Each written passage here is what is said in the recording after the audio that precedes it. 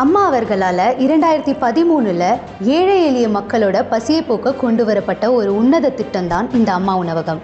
பசியால ஒருத்தர் கூட தவிக்க கூடாதுன்னு கொண்டு வரப்பட்ட ஒரு மகத்தான திட்டம். ஒரு டீ குடிக்க கூட 10 ரூபாய் தேவைப்படும். ஆனா அம்மா உணவகத்துல வயிறு நிறைய 5 ரூபாய் இருந்தாலே போதும். ஊரை விட்டு பொழப்ப தேடி வெளியூர் போனவங்களுக்கும் சரி, வீடு இல்லாம கஷ்டப்பட்ட எத்தனையோ பேருக்கும் கோவிலா இருந்துச்சு. இப்படிப்பட்ட ஒரு திட்டத்தை திமுக ஆட்சி வந்ததும் எப்படியெல்லாம் தடுத்து நிறுத்த பார்த்தாங்க. ஆனா முடியல. மக்களோட எதிர்ப்பால விட்டுட்டாங்க. ஆனா இப்போ மறைமுகமா பல சதி செஞ்சு அம்மா உணவகத்தை மூட தொடங்கிட்டாங்க. பல இடங்கள்ல இப்ப அம்மா உணவகம் இருந்ததற்கே அடையாளமே இல்லாம போச்சு. நம்மளும் நல்ல திட்டத்தை கொடுக்க மாட்டோம், மத்தவங்க கொண்டு வர திட்டத்தையும் முறையா செயல்படுத்த மாட்டோம்னு முதல்வர் ஸ்டாலின் சபதம் எடுத்திருக்காரு போல.